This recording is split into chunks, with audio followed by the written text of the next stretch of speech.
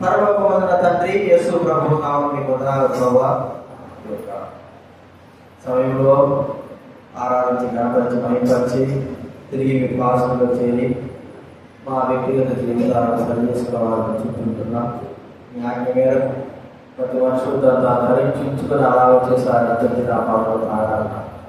కాబట్టి ప్రభావ మీ యొక్క రక్తంలో మీ శరీరంలో పాల్గొనడానికి అనుగ్రహించండి. తండ్రి ప్రభావ మీ వాక్యం ద్వారా మీరు మాట్లాడండి. మీ సన్నిధి కావాలని తెలుసుకుని కృతజ్ఞమైన స్థుతులు చెల్లిస్తుంది. యేసు క్రీస్తు నామమున ప్రార్థించి వెళ్తున్నాము తండ్రి.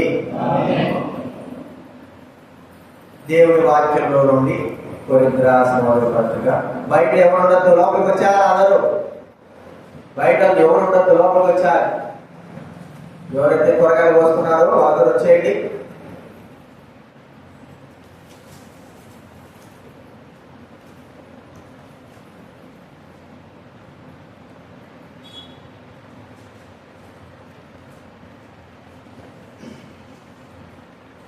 కొరింథీ రాసిన మొదటి పత్రిక 10వ అధ్యాయము 16-17 వచనాలు.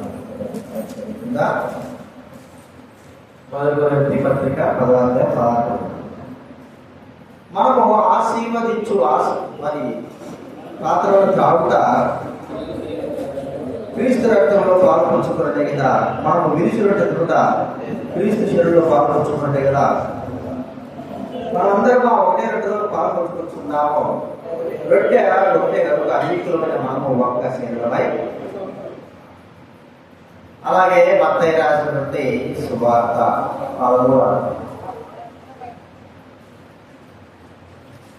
మత్తయి రాసిన సువార్త బైబిల్ వచ్చి 14వ పేరు, కొత్త నిబంధనలో 14వ పేరు.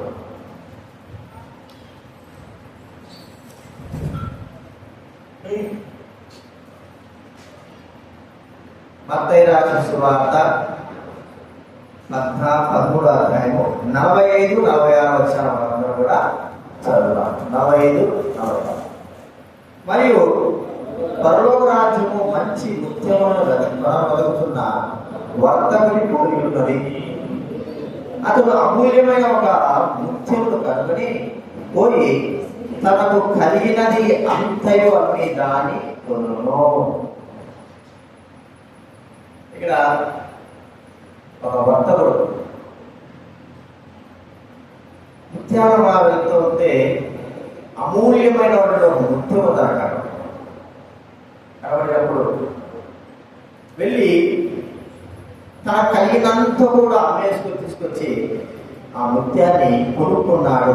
దాన్ని నమ్మి దాన్ని కొన్నాడు.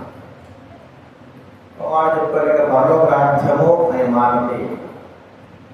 మరి మనం మరో విధంగా చూస్తే ఈ అమూల్యమైన ముత్యము, విలువైన ముత్యము ఎవరంటే మనమే. ఆయన దృష్టిలో విలువైన మన కొరకే ఏం చేశాడైనా తన కలిగినంతా కూడా ఈ లోకానికి ఇచ్చివేయడమే కాకుండా తన ప్రాణాన్ని మన కొరకై అనుగ్రహించి మనకు కొన్నాడు అనేటువంటి మాట మనము దైవాక్యము చూడగలుగుతున్నాం. విలువ ఎలాంటి విలువ? అది ఒక అమూల్యమైన ముత్యాలు చాలా ఉన్నాయి. అయితే ఆ ముత్యాలన్నిటికంటే విలువైనది ఎంత విలువైందంటే ఆ వర్తకుడు తన కలిగినంత కూడా అమ్మివేసి కొనేంతగా విలువైన ముత్యమని మనం చూస్తాం. ఈ విలువ ఒక్క ముత్య విలువను గుర్తించిన వ్యక్తి తన కలిగినంత కూడా వ్యర్థం చేసుకోలేక అమ్ముకొని దాన్ని కొనడానికి వెళ్ళాడు, కొన్నాడు. దేవుని దృష్టిలో విలువైన వారమైన మన విషయమై ఆ పరమదేవుడు తన కుమారుని మన కొరకై అనుగ్రహించాడు. మన కొరకై తన పరిపూర్ణ నుండి తన యొక్క ప్రాణంతా కూడా అనుగ్రహించి మనల్ని తన రక్తం చేత కొన్నాడు. ఇప్పుడు మనము దేవుని దృష్టిలో ఎంత విలువైన వాడు. విలువ దేవుడు మనకంటే దేనికి ఎక్కువగా విలువ లోకంలో ఇవ్వలేదు. మనకే ప్రాముఖ్యమైన విలువ ఇచ్చారు. పూర్వకమైన సరే పిల్లలు కంటే తల్లిదండ్రులు కొంతమంది తల్లిదండ్రులు ఉంటారు. తమ పిల్లల కంటే ఆస్తులకి, అందాలకి, లేకపోతే విలువైనటువంటి ఇళ్ళకి వాటికి కొంత ఎక్కువ విలువిస్తారు. అయితే కొంత తల్లిదండ్రులు అన్నిటికంటే తమ బిడ్డలకు ఎక్కువ విలువిస్తారు. కానీ దేవుడు మాత్రము మన ప్రాణము మనకంటే దేనికి ఎక్కువ విలువ లేదు, తన సంస్థాన్ని అర్పించాడని వాటిని మనకు చెప్తారు. ఇప్పుడు ఆయన దృష్టిలో మనం ఎంత విలువైన వారమో మనకు బాగా తెలిసిపోయింది. ఇప్పుడు మన దృష్టిలో ఆయన ఎంత విలువైన వారి విషయాలు గుర్తించుకోవాలి. ఆ దృష్టిలో మనం ఎంత విలువైన వారిని ఏం ప్రవణ ఎంత విలువైన వారు, చాలా ఎంత విలువైన వారిని కూర్చో కూర్చో ఆయన దృష్టిలో మనం ఎంత విలువైన వారు చెప్పండి. ఎంత విలువైన వారు, ఎంత విలువైన అని చెప్పండి. ఆయన దృష్టిలో ఎంత విలువ చెప్పుకున్నాం. ఎంత విలువగా మనల్ని కొనడాలి, తన ప్రాణాన్ని ఇచ్చి మనల్ని కొన్నాడు. అంటే తన ప్రాణం కంటే ఎక్కువగా మనల్ని విలువ చేశాడు. ఇప్పుడు మన దృష్టిలో దేవుడు ఎంత విలువైన వాడు అనేది మనం ఇక్కడ గుర్తించుకోవాలి. ఇప్పుడు మొట్టమొదటి మనం చూసినామంటే నిజంగా ఆయన మనకు విలువైన వాడు అయితే లోకంలో చాలా విలువైనవి మనకు ఉన్నాయి. ఎక్కువగా ప్రాముఖ్యంగా మనుషులు మనము విలువనిస్తాము. తర్వాత బంగారానికి, ఇళ్ళకి, మంచి వస్తువులకి, ఇంట్లో కుక్కలకి, లేకపోతే వారికి జంతువులకి మనం ఎక్కువగా విలువిస్తాం. ముందుగా మనుషులకు మనం ఎక్కువ విలువిస్తాం. తల్లిదండ్రులైన వారు, పిల్లలైన వారు, పిల్లల గురించి, తల్లిదండ్రుల గురించి, స్నేహితుల గురించి మనం ఎక్కువగా ముందు వినిపిస్తాం. తర్వాత దేనికైనా వినిపిస్తాం. కొంతమంది లోకంలో ఉన్నటువంటి తమ కుటుంబం విషయంలో ఉన్నటువంటి కుటుంబం ఉన్నటువంటి ఇల్లులు కానీ లేకపోతే అర్థచందాలు కానీ వాటిని ఎక్కువ వినిపిస్తారు. అయితే ఇప్పుడు మనము దేవుడికి ఎలాంటి విలువిస్తుంటున్నాం? ఆయన దృష్టిలో మనమేమో తన ప్రాణం పెట్టున్నంతగా మొదటి విలువ మనకు ఇచ్చి తన ప్రాణాన్ని పెట్టి మనం కొన్నాడు. అంత విలువైన వారంగా ఉంటున్నాం. ఇది నా రక్షింపబడిన మనము, బాప్తిసం తీసుకున్న మనము, మన దృష్టిలో దేవుడి విలువ మన జీవితంలో ఏ స్థానంలో ఉంది, ఎక్కడుంది, ఏ స్థానంలో ఉంది, ఎక్కడ ఉంది? లోకంలో స్థానాలు విలువ చెప్పుకుంటున్నారు కదండి. మొట్టమొదటి స్థానం ఎక్కడ చెప్పండి? ఎక్కడి నుంచి మొట్టమొదటిగా లోకం ఇచ్చే స్థానం మానవుడికి ఎక్కడి నుంచి ఎక్కడ వెళ్తుంది? దేవుడి స్థానం ఎక్కడ ఉంది లోకంలో? మిగతా వారి స్థానం ఎక్కడ ఉంది? దేవుడి స్థానం ఎక్కడ ఉంది? మిగతా వారి స్థానం ఎక్కడ? మొదటగా లోకం ఇచ్చే స్థానం గురికి తల్లి, తల్లి, తర్వాత తండ్రి, మూడోది ఎవరు? గురువు, తర్వాత దైవము. దేవుడి స్థానం ఎక్కడికి వెళ్ళిపోయింది చెప్పండి? చివరిగా నాలుగోదిగా చెప్పేది. లోకము ముందు ఎందుకంటే జన్మనిస్తుందని తల్లికి ముందుగా లోకం స్థానం, తర్వాత తండ్రికి, తర్వాత గురువు చెప్పి మంచి విద్యాబుద్ధులు బోధించేటువంటి గురువుకు మూడవ స్థానం. అందరినీ సృష్టించి అందరినీ కాపాడే, అందరికీ అవసరం తీర్చేటువంటి, అందరికీ దేవుడు అనేటువంటి ఆ దేవుడికి లోకం ఇచ్చే స్థానం ఎక్కడుందని చెప్పండి? చివరి స్థానం. ఇది నాన్న దేవుడు మనకు ఆయన దృష్టిలో, ఆయన జీవితంలో, ఆయన దగ్గర మనకున్న విలువ ప్రధాన స్థానం ఉన్నప్పుడు నీ హృదయంలో, నా హృదయంలో, నీ జీవితంలో, నా జీవితంలో, నీ కుటుంబంలో, నా కుటుంబంలో, మన కుటుంబాలలో ఆయనకున్నటువంటి విలువ, ఆయనకున్న స్థానం తెలుసాగరవా?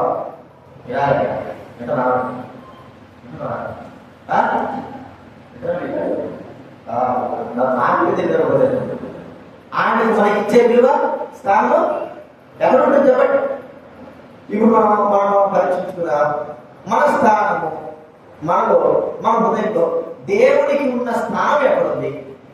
ఆ స్థానాన్ని బట్టియే ఇప్పుడు మన యొక్క ప్రవర్తన జీవితం ఉంటారు. దేవుడికి ఇచ్చే స్థానాన్ని బట్టే మనలో ప్రవర్తన జీవితము మొదలవుతారు. దేవుడికి ఇచ్చే ప్రధాన స్థానం మన హృదయంలో ఎక్కడుంది? మొదటిగా ఉందా, చివరిగా ఉందా? అందులో ఈరోజు ఆదివారం కదా, ఆదివారం మనకి ఇచ్చే స్థానం కాదు.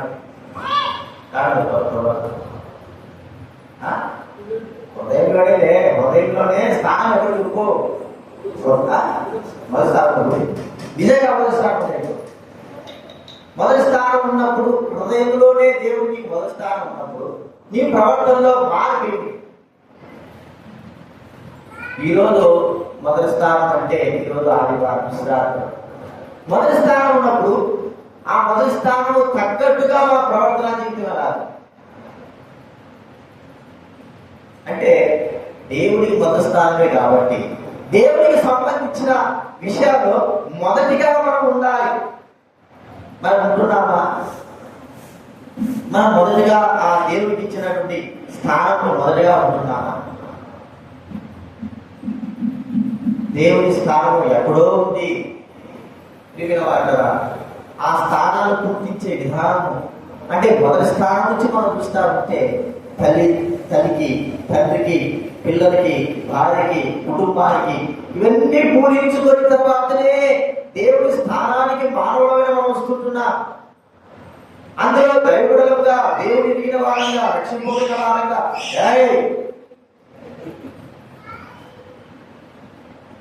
రక్షింపబడిన వారంగా మనము దేవుడికి ఇవ్వవలసిన స్థానం చివరిలో ఉంటా ఉంది. మత్తయి సువార్త 10వ రాసిన సువార్త 10వ అధ్యాయం 35వ వచనం. 37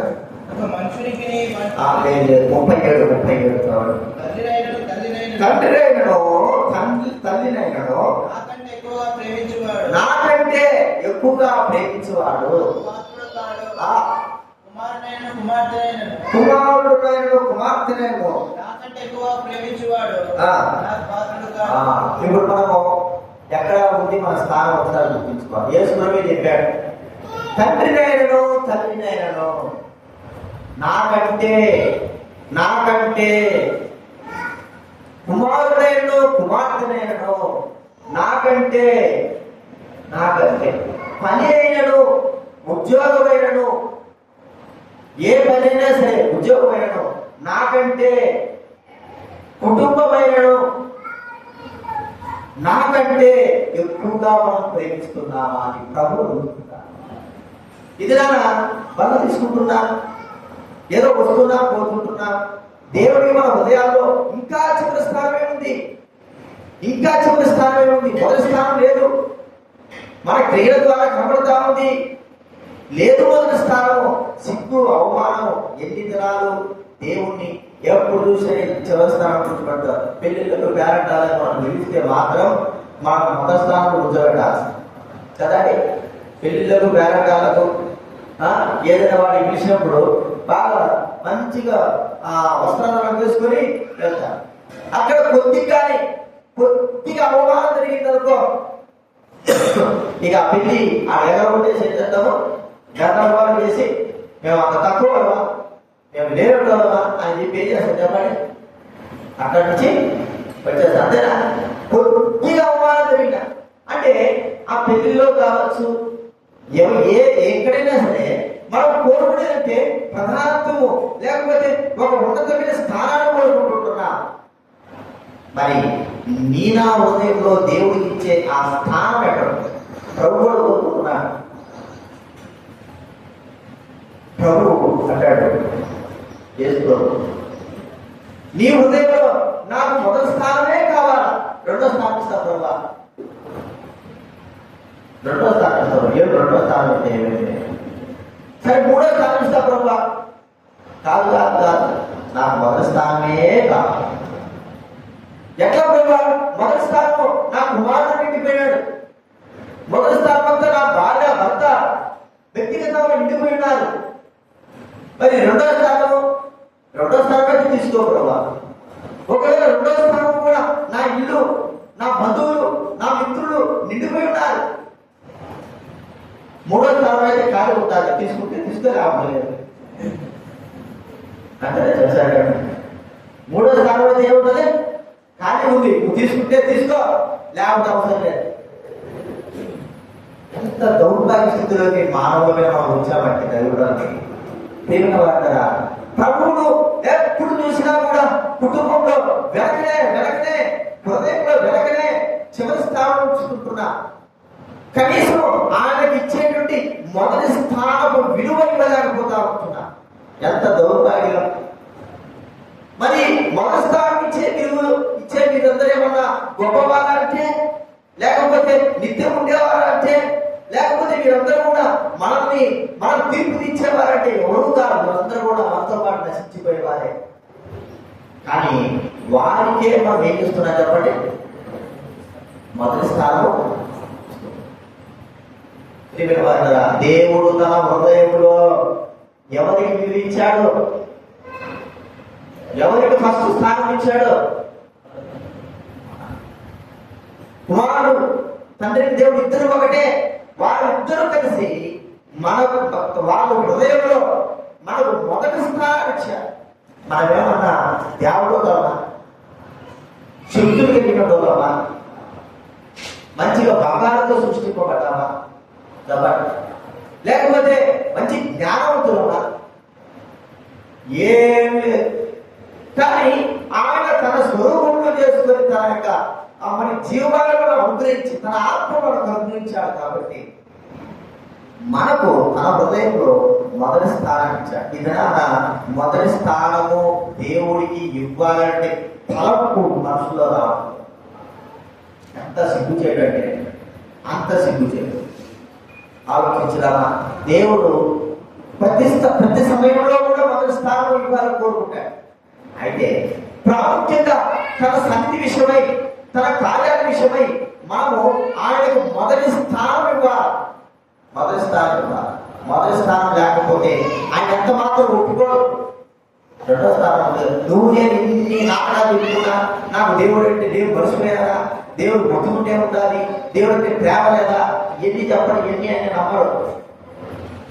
అర్థమైందా? ఏ స్థానంలో వాళ్ళు మొదటి స్థానం అంటే ఎప్పుడే నీకు వచ్చింది ఏది ఆటలు వచ్చింది, ఏం ఆటలు వచ్చింది, ఏదో ఒక పని ఆటలు వచ్చింది. కరెక్ట్ సమయానికి నువ్వు దేవుడి సన్నిధికి రావాలి. ఆ సమయం ఒక గంట సమయం ఉందనుకో, గంట సమయానికి ముందే నీకు దేవుడు ఒక ఆటలు వచ్చింది, ఏదో పని మీద నువ్వు దేవుడికి స్నానం ఇస్తావు. సరే ఆలోచిస్తావు, నేను వెళ్ళి ఆ స్నానం ఆ పని చేసుకుని వస్తాను అనుకుంటాను. ఆ పోయి చూస్తే ఆ పని మధ్యాహ్నం వచ్చింది కాదు. ఇప్పుడు దాన్ని వదులుకొని దాన్ని ఎలాగైనా చేసి ముందు మొదటి స్థానం ప్రభు దగ్గరికి వస్తావా, నీ పని ముగిస్తావా? ఇవన్నీ నీకెందుకు జరుగుతున్నా అంటే నువ్వు చేసే పని. నీకు రాజేశ్వర నీకు మొదటి స్థానం కరెక్ట్ సమయానికి మొదటి స్థానం ఇవ్వాలా. ఆ సమయంలో ఏదో ఒకటి వస్తుంది, ఏదో ఒకటి. సరే నువ్వు నీ పని నీకంటే నీ కుటుంబం చెప్పుకో, నీ కుటుంబంలో ఏదో ఒకటి ఫస్ట్ సారి దేవుడి దగ్గరికి మొదటిగా నేను ప్రొఫెసర్గా కనబడాలన్నప్పుడే ఖాళీ అలవాటు. కూతురు కానీ కొడుకు కానీ ఏడవడం మొదలు పెడతారు, నిద్రపోవడం మొదలు పెడతారు. ఇప్పుడు ఎవరికి స్నానం ఇస్తారు? ఎవరికి స్థానం? నిజంగా నీ హృదయంలో దేవుడికి మొదటి స్థానం ఉంటే ఏం చేస్తారు చెప్పండి?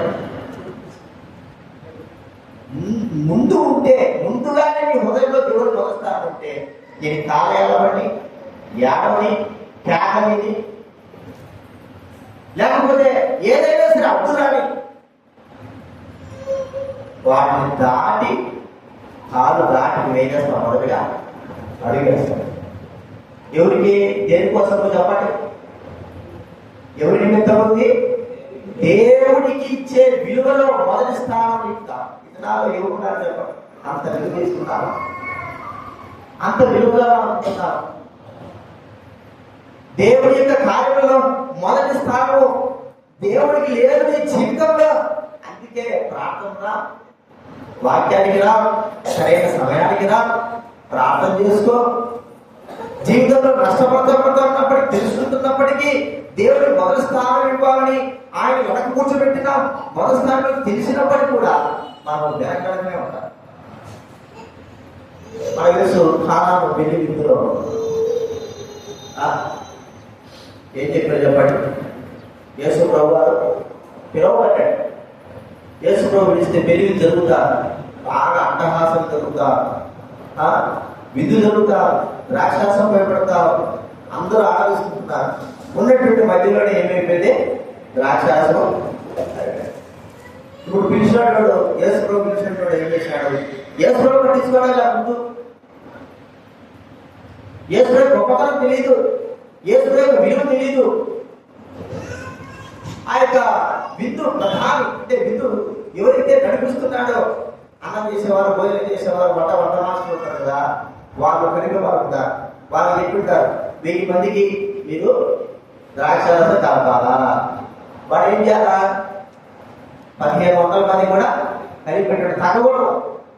వాడు 1000 మందికి కలిపాడు, కానీ ఒకవేళ కలిపెట్టవచ్చు. 1000 మందికి కలిపాడో, డబ్బులు వేయించుకొని తక్కువ చేశాడు, మొత్తాన్ని మాత్రం అయిపోయింది. ఇప్పుడు వాళ్ళ మీద పెడుతున్నాడు, అరే 1000 మంది కంటే ఏది అయిపోయింది, ఎప్పుడైపోయింది, ఎట్లా ఇంకా వస్తున్నారు, మంచి మంచి పెద్ద పెద్దలు వస్తారు, వాళ్ళకందరికీ భోజనం ఎట్లా పెట్టాలా?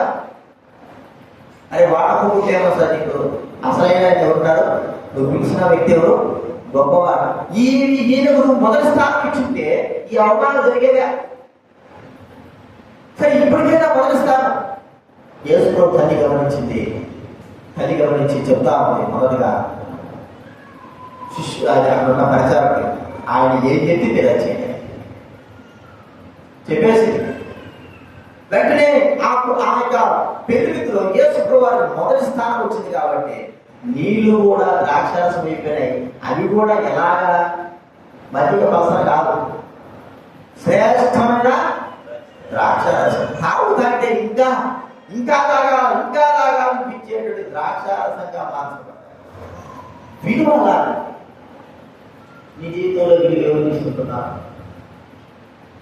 ఎవరికి ఇస్తున్నారు? నిజంగా ఎప్పుడు నీ హృదయంలో ఎవరికి విలువ? ఈ దినాల్లో ప్రార్థన చాలా మంది వాళ్ళ హృదయాల్లో ఎవరికి విలువ ఉంది చెప్పండి? మొదటి విలువ ఎవరికి ఉంది? ఏదో ఉంది విలువ, అందుకే మొదటి విలువ కాడికి. ఇప్పుడు దేవుడి విలువ కాదు, మనలో ఒకసారి పరీక్షించుకోవాలి. నీ హృదయంలో, నా హృదయంలో, మన హృదయాల్లో దేవుడికి మొదటి విలువ ఇస్తున్నా. దేవుడి సన్నిధి వచ్చింది అంటే, దేవుడి మందిరం, దేవుడి కూడిక ఉంది అంటే, దేవుడి కార్యాలు ఉన్నాయంటే, దేవుడి పనులు ఉన్నాయంటే, మొట్టమొదటిగా అంతకంటే ముందుగా మన హృదయంలో దేవుడికి మొదటి స్థానం ఏర్పాటు చేస్తే ఖచ్చితంగా ఆ స్థానంలోకి అందరికంటే ముందు నువ్వు రావాలి.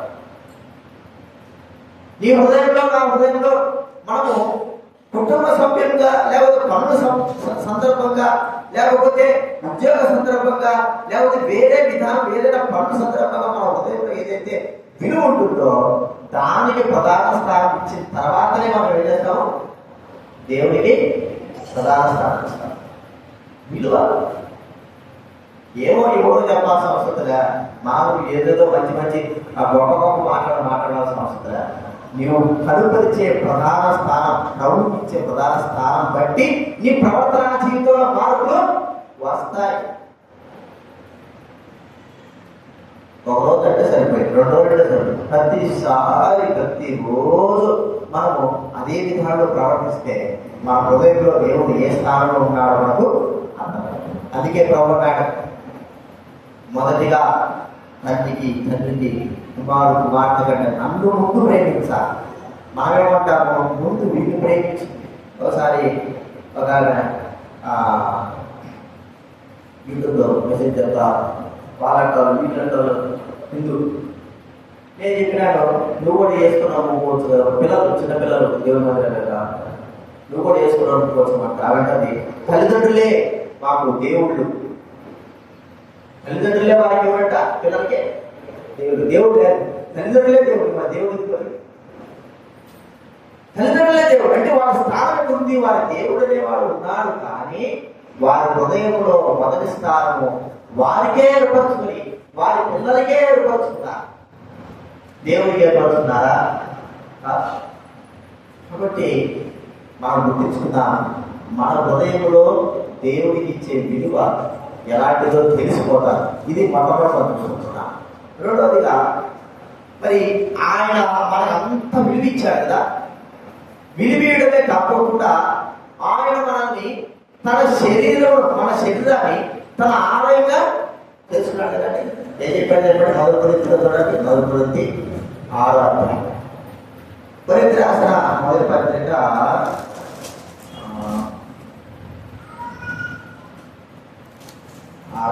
6 చూద్దామండి. 6:10.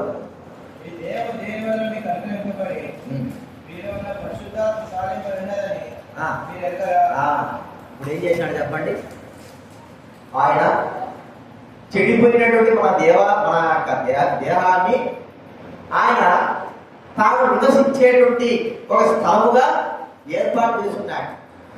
చెడిపోయినటువంటి మన దేహాన్ని తాను నివసించేటువంటి ఒక దేవాలయంగా, అంటే మొదటి స్థానము ప్రభువు మన జీవితానికి, మన శరీరానికి ఇచ్చాడు. ఏమిటి? నేను పరలోకంలో నివసించేటువంటి దేవుడు. గుడారాల్లో మరి ఆ దేవాలయంలో నివసించేటువంటి ప్రభు. అయితే చివరికి ఆయన చేరుకున్నటువంటి ప్రధాన స్థానం ఎక్కడంటే మన హృదయము, మన శరీరం. మన హృదయమే మన శరీరం. ఇప్పుడు మనలో నివసించడానికి కొరకై ప్రధాన స్థానం, దేవాలయ ప్రధాన స్థానంగా చెప్తున్నాడా? కాదు. దేవాలయ ప్రధాన స్థానంగా కాదు. మన హృదయాన్ని ప్రధాన స్థానంగా ఆయన ఎంచుతా ఉన్నాడు. మన హృదయం ఆయనకు దేవాలయంగా మొదటి స్థానాన్ని ఎంచుకుంటున్నాడు.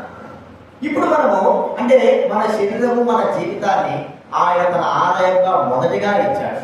ఇప్పుడు మనము ఎలాంటి విలువ ఆయన ఆలయానికి ఇస్తుంటున్నాం? విలువ మన చెడిపోయిన మన జీవితాన్ని ఆయన ఆలయంగా చేసుకొని ఒక గొప్ప విలువైన దానిగా మన శరీరాన్ని ఆయన చేశాడు. ఇప్పుడు మన ఆలయాన్ని, భౌతికంగా కట్టబడినటువంటి ఆయన ఆలయాన్ని అందరూ సమకూడి ఆరాధించేటువంటి ఆయన ఆలయంలో, ఆలయానికి, ఆయన మందిరానికి, ఆయన సన్నిధికి మనం ఎలాంటి విలువనిస్తుంటున్నాం? ఈ విలువ ఎలాంటిది? వాళ్ళరా ప్రభు అంటున్నాడు, నీవు దేవుడి మందిరానికి వెళ్ళినప్పుడు నీ ప్రవర్తన జాగ్రత్తగా చూసుకో. కొన్నిసార్లు దేవుడి మందిరాన్ని నిర్లక్ష్య స్వభావం, నిర్లక్ష్యం. చూడండి, బైబిల్ గ్రంథంలోకి నెహెమ్యా గ్రంథం 13. నెహెమ్యా గ్రంథం 13.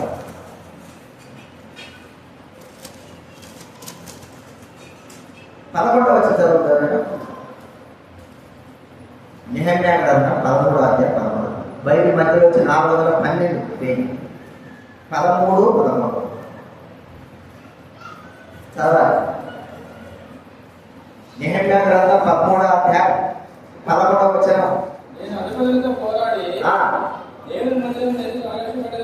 దేవుని మందిరమును ఎందుకు అలక్ష్య పెట్టుదురని అడిగి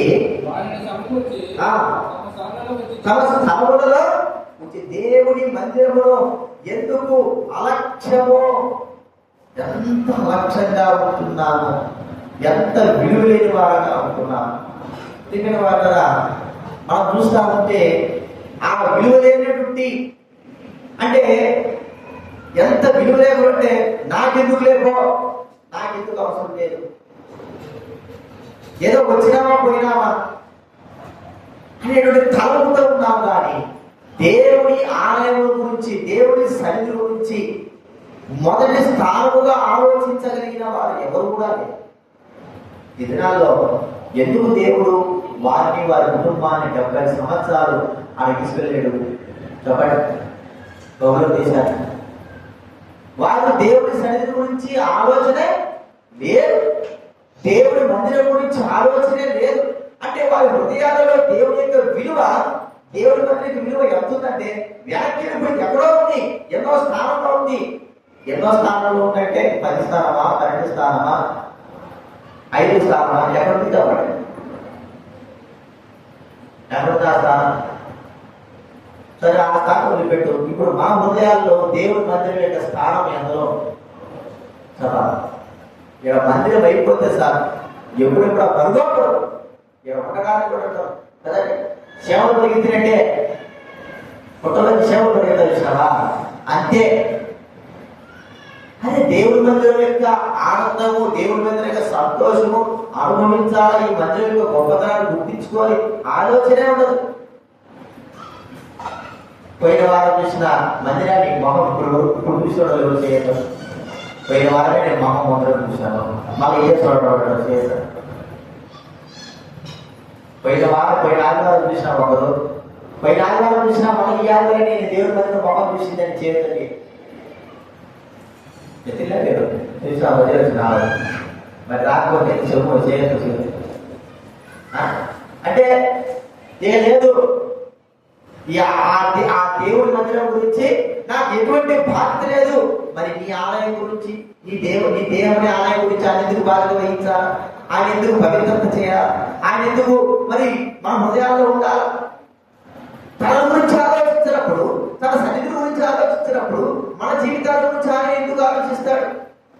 మన కుటుంబాల గురించి ఎందుకు ఆలోచిస్తాడు? ఎంత కష్టాలు, ఎన్ని బాధలు, ఎంత దరిద్రంగా ఉంటున్నప్పటికీ కూడా దేవుడి మందిరాన్ని గురించి ఆలోచించాలి. దేవుడి గురించి ఈ లోకంలో ఏమనేది ఎత్తుకోపోతామా అంటే ఇది ఎత్తుకో, కుటుంబంలో డబ్బు ఎత్తుకోపోతామా అంటే ఎత్తుకో, పిల్లలు తీసుకోపోతామా అంటే తీసుకో, పనులు తీసుకోపోతా అంటే తీసుకోము. మరి ఎందుకు దేవుడి గురించి మొదటిగా ఆలోచించలేకపోతున్నా?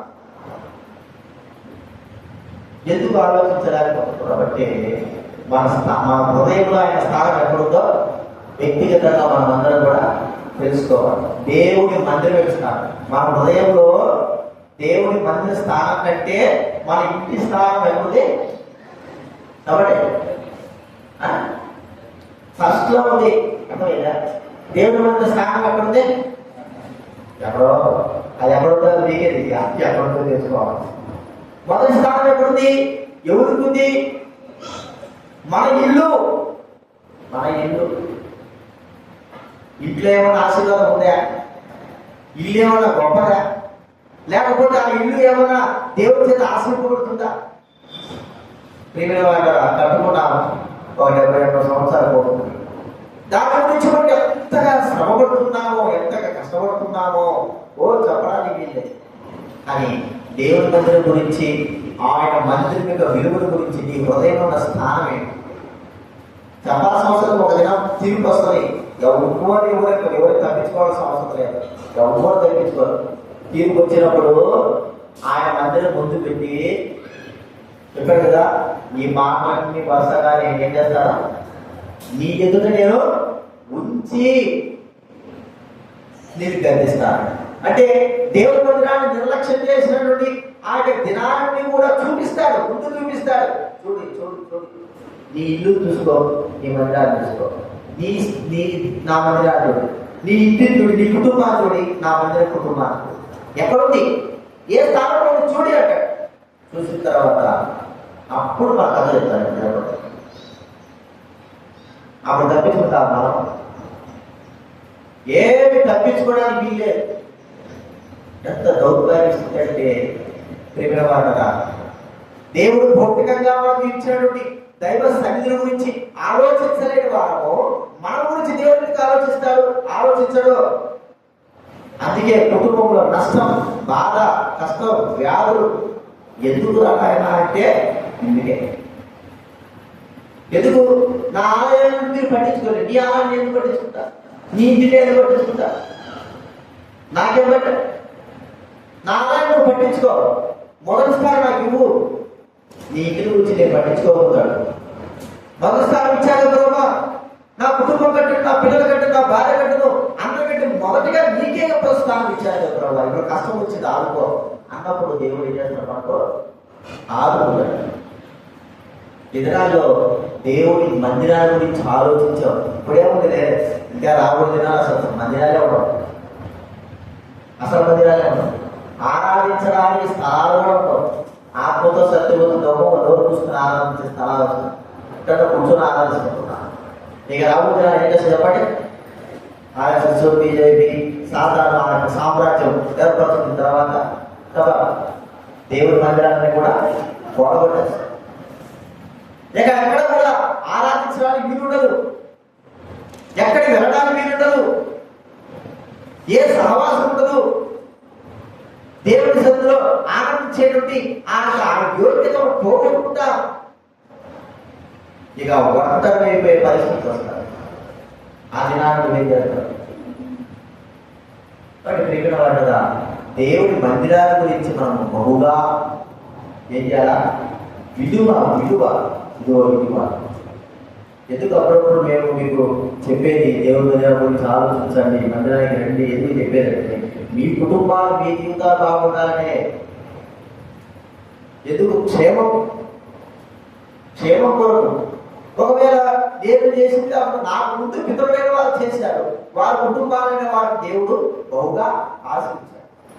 బీజే బాలకుని మాట రాసిన బీజే బాలకుడు వాళ్ళ కొడుకు ఇప్పుడు అమెరికాలో పెద్ద చర్చి కట్టాడు, 100 మంది అక్కడ వస్తారు.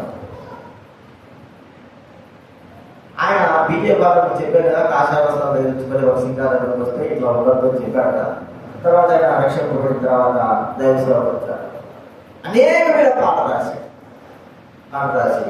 కొన్ని సంవత్సరాల తర్వాత ఏం చేశాడంటే ఆయన బిల్లిగ్రహం గారు పిలిచాడని, బిల్లిగ్రహం గారు నాకు ట్రాన్స్లేషన్ చేయాలా,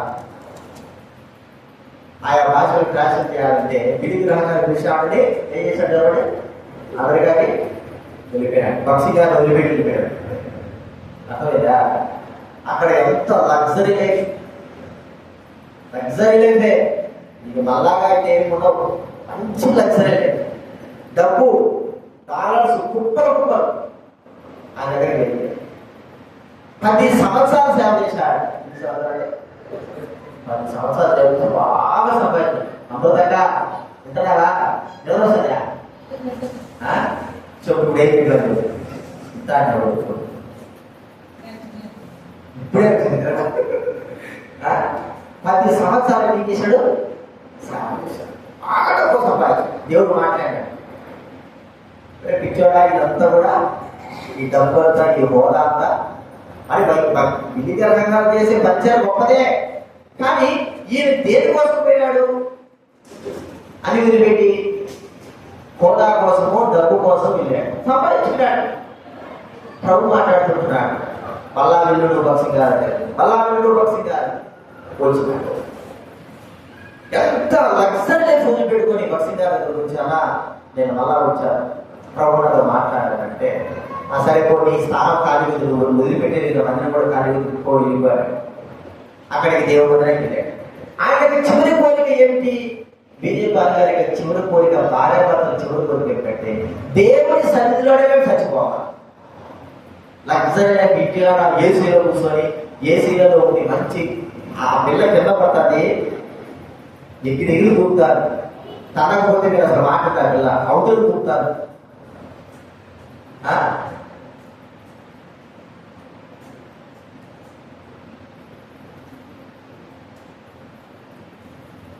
ఏసీలలో ఉండేటువంటి స్థానం అది వచ్చాడు.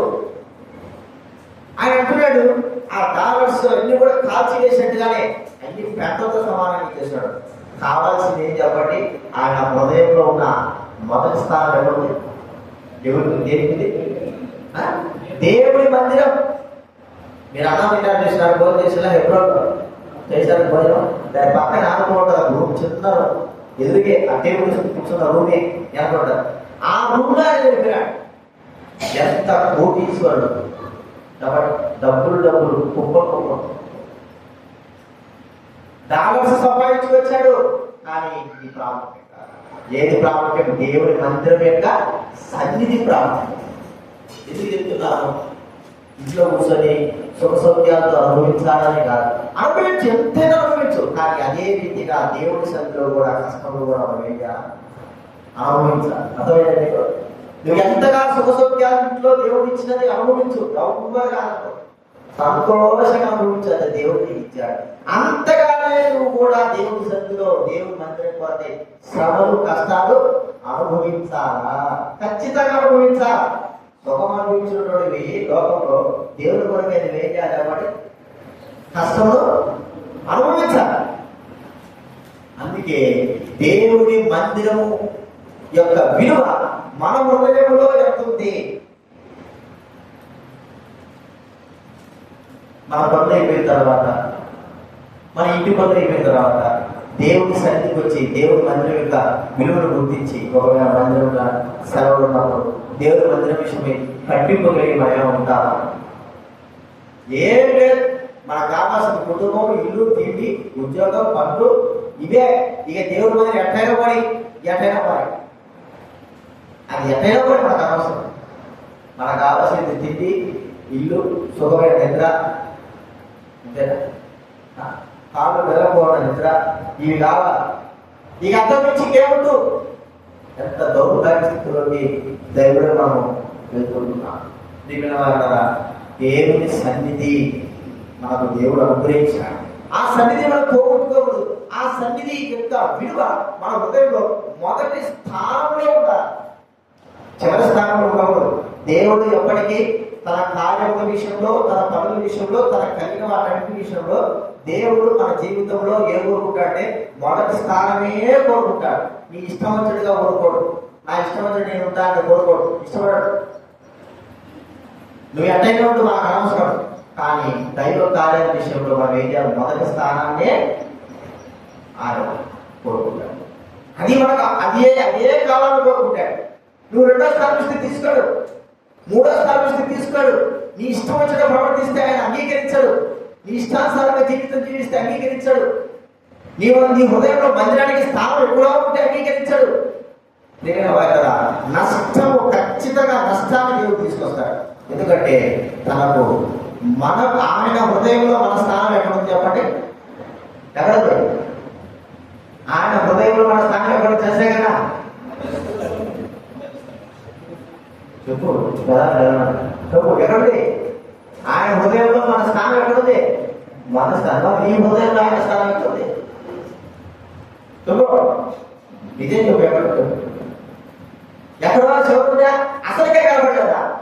4, 5, 6, 7 సరే. మొదటి స్థానం ప్రాముఖ్యం కోరు. మీరు మనం ఇచ్చి చూద్దా? ఆ మొదటి స్థానం ప్రభుత్వం చూద్దా? దేవుని ఆశీర్వాదాలు పొందుతా. ఇది రెండవ మనం చూస్తున్నా. మూడవదిగా దేవుని మాట మనకు మొదటి స్థానంగా ఉండాలి. స్వాభిప్రాయం కంటే చూడండి, యోగ గ్రంథం 23వ అధ్యాయం 12వ వచనం. యోగ గ్రంథం 23వ అధ్యాయం 12వ వచనం. యోగు 23:12.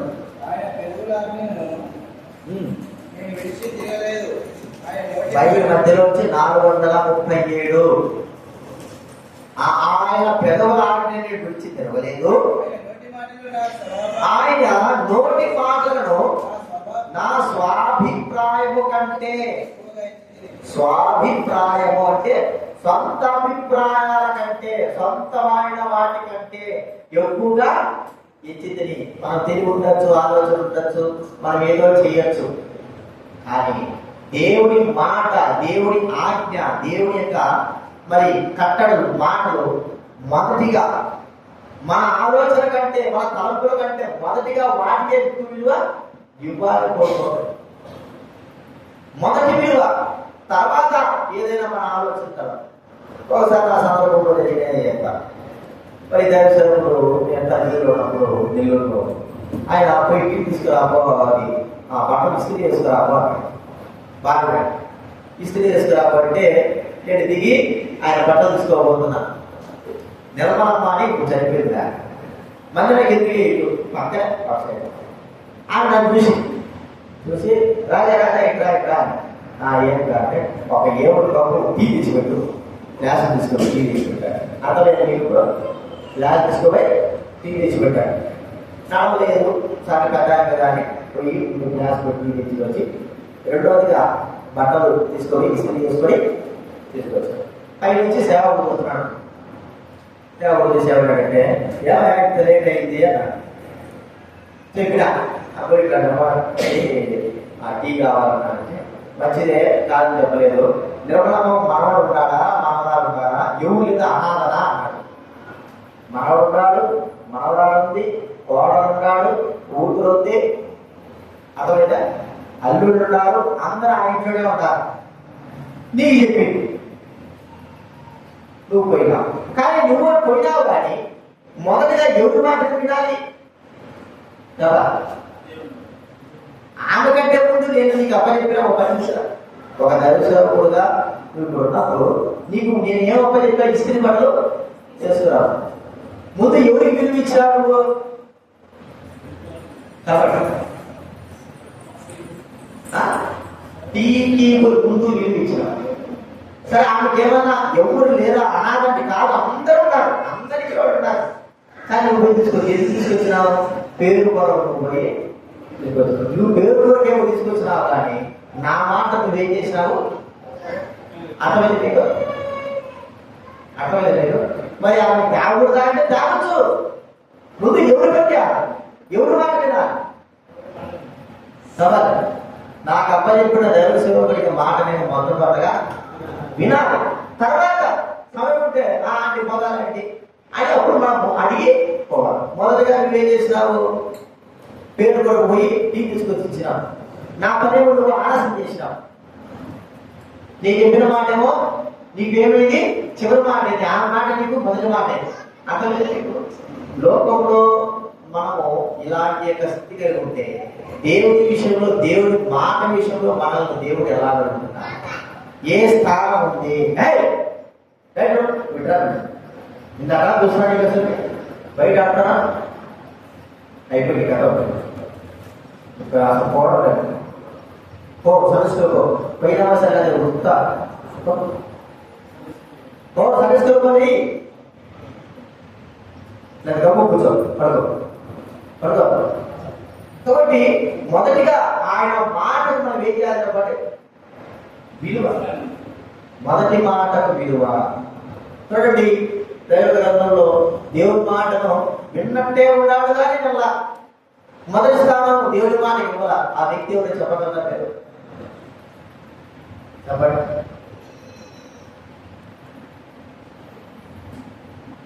ఎవరు చెప్పరా? దేవుడి మాట విన్నట్టే ఉన్నాడు, కానీ ప్రజల మాట విన్నాడు. ఎవరు వ్యక్తి?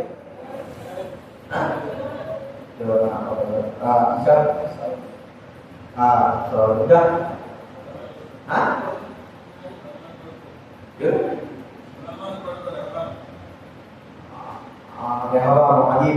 దేవుడి మాట మనం చెప్పేది.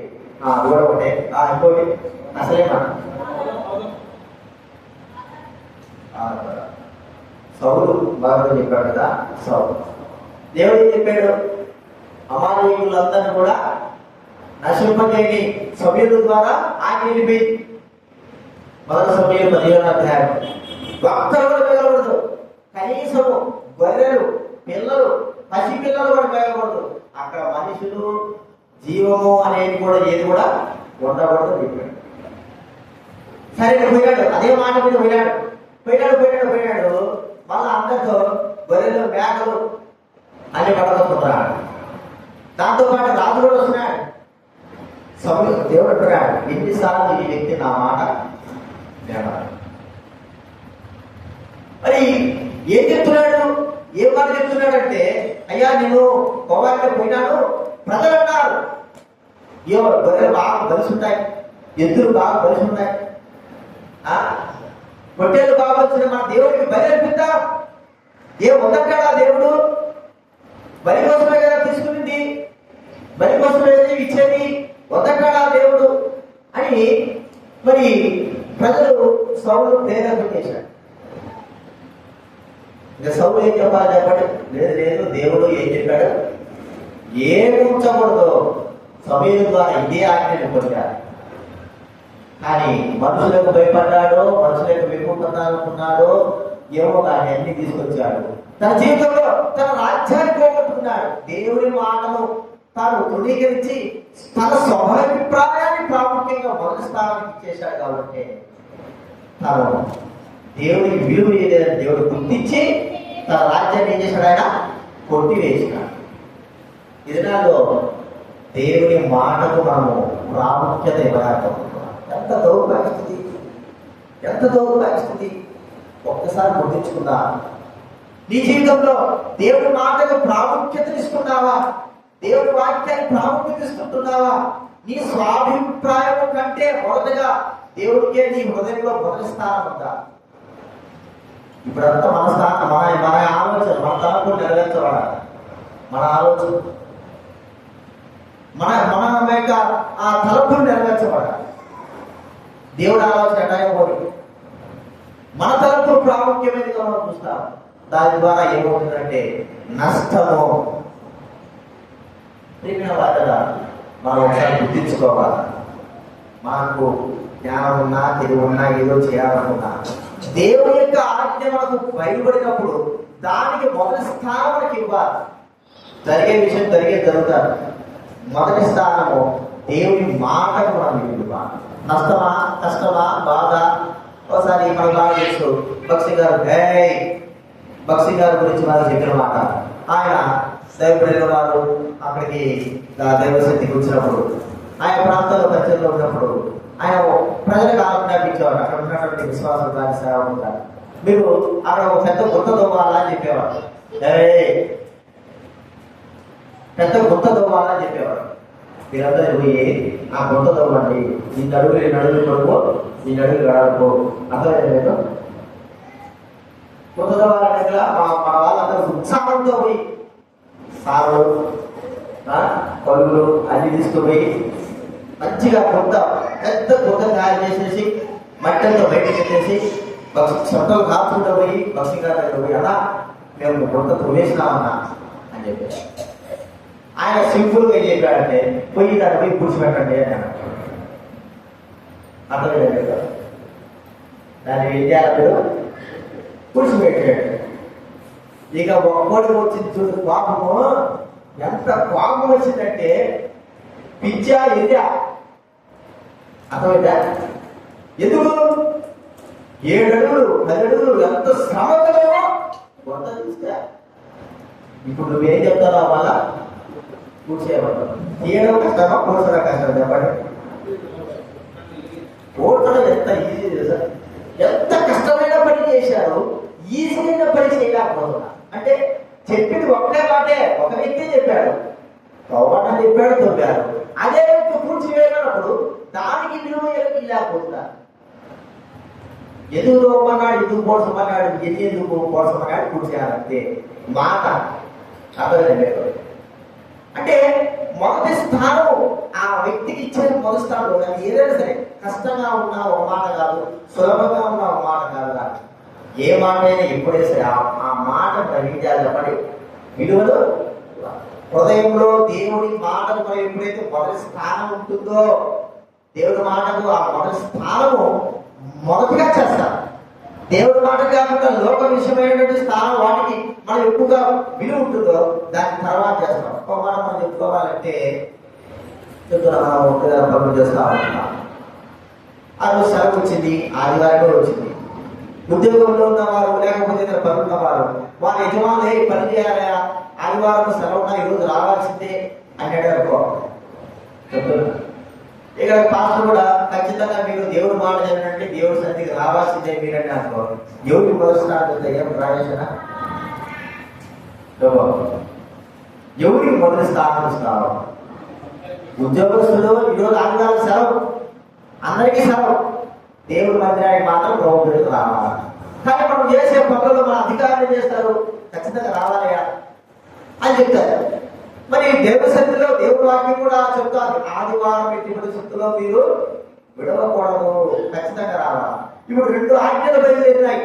లోకం నుంచి ఒక ఆజ్ఞ బయలుదేరింది, అర్థమైందా? దేవుడి సన్నిధిలో నుంచి ఒక ఆజ్ఞ బయలుదేరింది. దేనికి మొదటిగా మనం వినిపిస్తాం? దేనికి మొదటిగా వినిపిస్తాం?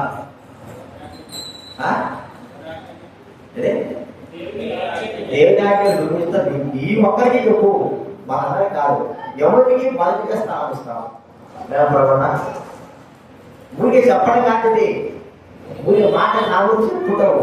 తర్వాత తిరిగే కథలో నువ్వు అప్పుడు చెప్పినావు కదా, ఏది విలువ అని అనుకో. దేవుడు ఏం చేస్తావు? కదా, ఎట్టి పరిస్థితుల్లో మనము దేవుడికే మొదటి స్థానం ఇవ్వాలి. నష్టపరచబడతావా? కానీ నష్టపరచబడినా కూడా కానీ, లేదా మనకి ఏమైనా అన్యాయం చేస్తారా, బాధపడుస్తారా? చాలా మంది మరి ఉద్యోగంలో ప్రైవేట్ జాబ్ చేసేవారు, లేకపోతే వేరే ఏదైనా జాబ్ చేసేవాళ్ళు దీనికే భయపడతా ఉంటారు, నష్టపరచబడతామని చేస్తాం. ఏ నష్టపడాల్సిన అవసరం లేదు. దేవుడికి మొదటిగా మనం ఇచ్చే స్థానమే మనల్ని ఏం చేస్తుంది? కాపాడు. ఎప్పుడైతే మొదటిగా నువ్వు లోకానికి స్థానం ఇస్తావో అదే రూట్లో అదే విధంగా వెళ్ళాల్సి వస్తుంది. నీ మనస్సాక్షిని బాధపరుచుకోవాల్సి వస్తుంది. ఆ మాటలు వినిపించినావు కాబట్టి అదే మాటలు లోపడాల్సి వస్తుంది. దేవుడికే మొదటిగా మనం స్థానం ఇస్తే మనం ఎవరికి భయపడాల్సిన అవసరం. మొదటి మాట ఆయన మాటకు మన హృదయంలో ఏం కావాలి? విలువ. అంటే లోకంలో మనకంటే ప్రియమైన వారు ఉంటారు, మనకు అవసరమైన వారు ఉంటారు, మన మాట చెబితే వినేవారు ఉంటారు, మనం గౌరవించేవారు ఉంటారు, అధికారులైన వారు ఉంటారు. వారందరికీ కూడా మన హృదయంలో వారు చెప్పినప్పుడు మన హృదయంలో మొదటిగా వారికి మొత్తం స్థానం ఇస్తాం. మనిషి యొక్క స్థానాన్ని బట్టి మనం వారికి విలువ ఇస్తాం కదా. మనిషి యొక్క స్థానాన్ని బట్టి ఇప్పుడు సర్పంచ్ సర్పంచ్ మనం పాట చెప్పాడు అనుకో, ఆ సర్పంచ్ నుంచి మండలాఫీస్ అయిన ఎంఆర్ఓ మనకు ఏదైనా మాట చెప్పాడు అనుకో, ఆ మండలాఫీస్ నుంచి కలెక్టర్ మనకి ఏదైనా మాట చెప్పాడు అనుకో, మొదటిగా సర్పంచ్ ముందు కూడా చెప్పిన మాటలకి ఎవరికి మొదటి స్థానం ఇస్తారు చెప్పండి? మనిషికి ఎవరైతే ఎక్కువ గొప్ప విలువ ఉంటాడో ఆ వ్యక్తికి మొదటి స్థానం ఇస్తారు. మరి అందరికి ఇచ్చిన వాడు ఎవరు? మన దేవుడు. అందరికి ఇచ్చిన వాడు మన దేవుడు. మరి ఆ దేవునికి ఏమి విలువిస్తుందా? ఆ దేవునికి మాట ఎలా విలువిస్తుందా? ఎలా పెట్టున్నారు? ఆ దేవుడి మాట ఎక్కడైనా పడి లోకంలో వారి మాట ప్రాముఖ్యంగా కాబట్టి గుర్తించుకుందా? ఆయన మాట మన స్వభాభిప్రాయం కంటే, లోకంలో ఉన్న వారి అభిప్రాయాల కంటే మొదటిగా మనకు ఆయన మాటకే మొదటి స్థానం ఇవ్వాలి. అది ప్రాముఖ్యం. ప్రభువైన యేసుక్రీస్తు వారు అదే చేశారు. అపోస్తలుడైన పౌలు కూడా అదే చేశారు. దైవజనులైన వారు అదే చేశారు. మొదటిగా ఆయనకే మొదటి స్థానం, ఆయన మాటకే మొదటి స్థానం, ఆయన సన్నిధికే మొదటి స్థానం. వారి హృదయాల్లో మొదటి విలువ దేవుడికే ఉంది. మన హృదయాల్లో చివరి విలువ ఉందో మనసులో తెలుసుకోవాలా? మనము మన జీవితంలో దేవుని ఆలయానికి విలువ ఎంత ఉందో తెలుసుకోవాలి. ఆయన మాట ఉన్న విలువ ఏ స్థానంలో ఉందో మనం ఒకసారి గుర్తించుకొని మనం పరీక్షించుకొని ప్రభుత్వంలో చేయాలి. ప్రార్థన చేసుకుంటా